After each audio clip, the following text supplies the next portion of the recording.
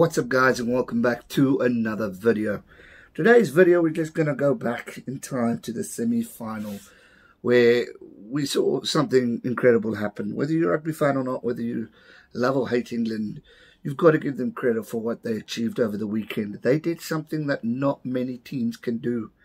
They suffocated the All Blacks. They found their pressure point and they got them into situations where the All Blacks were under pressure and forced them to make mistakes.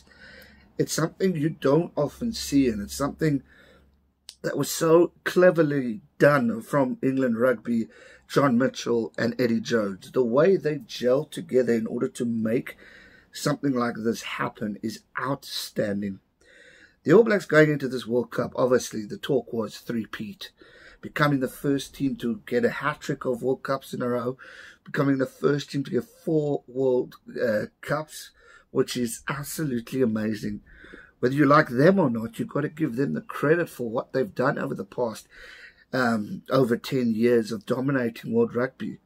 But the time came to an end this past weekend where England just showed up. They did their homework, they did their research, and they proved to the world why they are definite favourites for this weekend's game, but why they are a threat. You know, before the World Cup, people were making jokes, saying never in a million years, but they've fought up, they played hard. Maratoge, Tom Curry, those guys absolutely suffocated the All Blacks, put them under pressure, and Sam Underhill as well. They tackled, they defended. I mean, it's not often you see Kieran Reid, who's a solid bloke, get tackled so far back, and then it was just capitalising in every instant of the game. They just did so much in the defence that it just got the All Blacks looking tired, bewildered and lost, which you don't see. I mean, we know the depth and the quality that the All Blacks bring to a field is amazing. But when you see guys like Brodie Retallick, Kieran Reid, Severe, them being quiet, them looking baffled when something happens, it's just not it's not normal, you could say, because we're so used to the dominance of the All Blacks. But England proved a point, and they showed the world last year, when they just lost to the All Blacks, why they are contenders. I think if we go back to the Six Nations when Ireland dominated it, we all pretty much wrote England off. Year before that, I was talking, when I was still getting into the swing of things at the Rugby Channel, I was talking England, New Zealand. This is it. This is the game. Then Ireland came along and that pretty much silenced that and brought them in. But then when England played Ireland, it was played New Zealand, it was an intense encounter, a lot of battling. And it just showed, and I said to my mate, and I won't forget, I said, England could be on the comeback. We've got to watch out for them. We've got to watch out for Eddie Jones, because they lost to South Africa 2-1 in a series. They lost their Six Nations Championship, going 5th place. They dropped down the rankings, but they've worked their way back up, and they're going into the final as favourites. They're going into the final as world number 1 on the rankings, and they definitely are threats and contenders. And for that, I give this team credit. The quick ball play, the capitalising was just masterclass from them. And the way their forwards pack moved, it's going to be a hell of a battle watching South Africans' forward pack versus England's. We've got to be on the same level as them. And I know everyone's talking, yeah, the South African forward pack is deathly, and they are. But we can't we've got to take into account the brutal force of Maratoge, Sam Underhill, Tom Curry, Billy Vunipola, Mako Vunipola, Kyle as well. There's just quality within. And it's just amazing how the defence just bewildered the All Blacks. It's just something we're not seeing.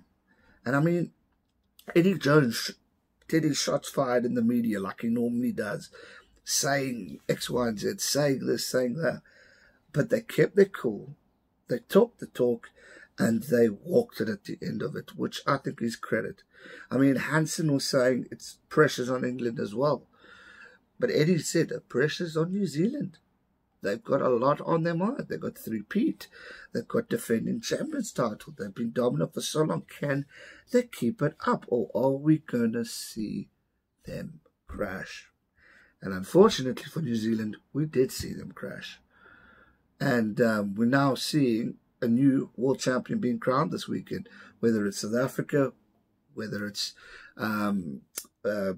England. It's going to be an amazing final, and it's going to put on the pressure belts for both teams, because Eddie Jones has been preparing so long, and it just shows the hard work that they put in for this New Zealand game. But what Eddie needs to also realize, and I'm not being biased or anything, is South Africa is different. We have been in a situation where we've dominated England in South Africa. Now we're on neutral territory. Yes, we lost last time, but you know, it's neutral territory. We've developed a lot since last year. We've developed a lot in 2 years. This team's different, and I don't want to go too much into it because I want to save that for the preview video. But Eddie needs to also be on alert, and I know he's acknowledged it, and Russia's acknowledged England as well. But hell, is this final going to be massive this weekend? These two brutes are going to, I mean, people wrote both teams off. People said they're not going to make it, and they've done it. They've made history, and they're in an opportunity to make history for either nationality, and I think that's absolutely brilliant. I mean, when Malu Tuolagi's second try, it was so quick. I think it's the fastest New Zealand have conceded at a World Cup. That's amazing. But they went on it. They went on it. When New Zealand bounced back, England bounced back even further. And for that, I think it's just amazing what they did. The pressure points were there, and that put New Zealand under pressure. And for that, I give them credit. Look, it's tough. New Zealand also deserve the credit of what they've achieved. But unfortunately for them, it's England's time. And it was then. And it could be this weekend. We'll just have to wait and see. But I just thought I'd touch base on it and just give credit to England where it's due. And also hard luck to New Zealand on their big loss. But it's time to regroup, refocus, and move forward and see where we can go from here. This weekend's going to be big, so hit that subscribe button, join the G Nation, and I'll see you guys soon for another one. Loads of content to come, so don't go anywhere. Thanks so much for watching, guys. Stay safe and never give up. Cheers.